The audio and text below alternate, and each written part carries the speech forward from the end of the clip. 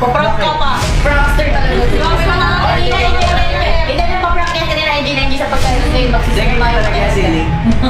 Ano ba yun? Hindi na yung hilo. Parang ano, ang init ang buong katawan ko. Yung sinasabi ko sa inyo, huwag yung ginagawang patatawanan. Hinahin nyo pa yung galing sa...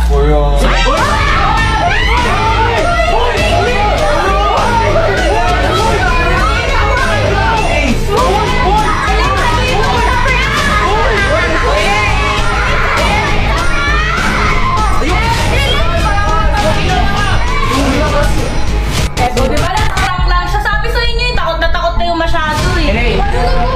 Oy, i-reveal mo na sabi mo it's a prank, hindi ba ganda zero? Helay! Ilay, yan.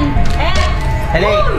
Ilay! Helay! Ano ba prank ba to? Nainis ako ha? Ilay! Ilay! Susumbong ka na sa mama ko.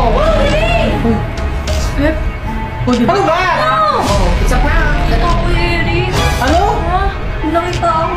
Ano nakita mo? Parang ano, babae.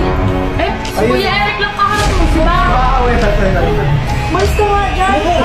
Kamukha yung panda na yun, oh. Ha? Ang mata niya. Prank ka pa lang. Ano? Manonood na lang tayo. Nagpa-prank ka pa. Okay na nga! Oh, ito. Babae nakatayo.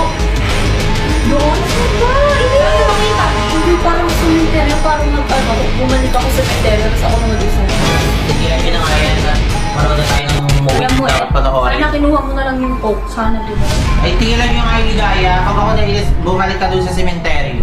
Sige na, manood na tayo dito. Actually, magkakaibigan yan. So, una pa lang talaga intense yung mangyayari dyan. Ayoko kasi yung kwento. Kasi magkakaibigan, hulaan nyo na lang kung sino matitira dyan. Pero lahat yan, magkakaibigan sila. Hello. Galing. History, may ano yan, may history talaga. Ano title niyan? Chainsaw, Ooh! Texas.